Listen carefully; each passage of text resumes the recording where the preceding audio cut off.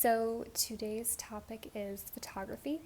This is not at all going to be a sort of full history of photography by any means, but rather a group of artists that I have selected who I feel all deal with identity in their own ways. So kind of moving chronologically, you're going to start with Claude Cahun, who is a gender nonconforming photographer working adjacent to the Surrealist movement. We have Robert Mapplethorpe, who was at the center of the nation's first obscenity trial in an art museum. Carrie Mae Weems and her seminal Kitchen Table series.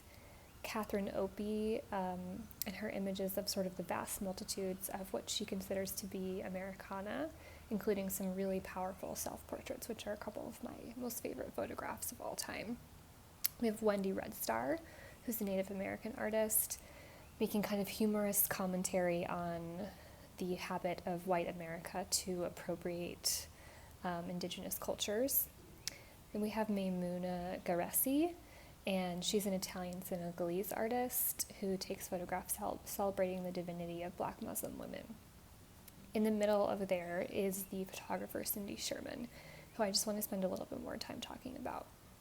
She's most known for her series called Untitled Film Stills, in which she poses herself as sort of these multitude of different characters that look as if that they would have been from film stills, but they're not from any real movies that we've seen. So they are presenting kind of tropes or stereotypes of women.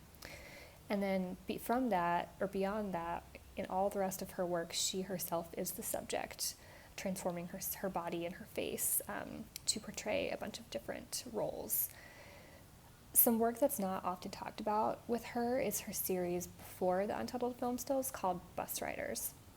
This was a series inspired by people she saw riding the bus. It's 15 images, some men, some women, some androgynous characters, and then 5 of the characters are Black, and Cindy Sherman is a white woman. So these are images in which she's portraying herself in blackface. This is the only time she has done this. She claims naivete, that she was young and didn't know the hurt that these images could cause.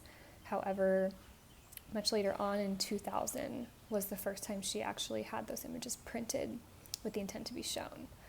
So obviously really problematic. These images are overtly racist, and it just arises this question of what do we do with an artist who makes really influential work and who is one of the most celebrated contemporary artists working right now, but who has also clearly made this extremely problematic work.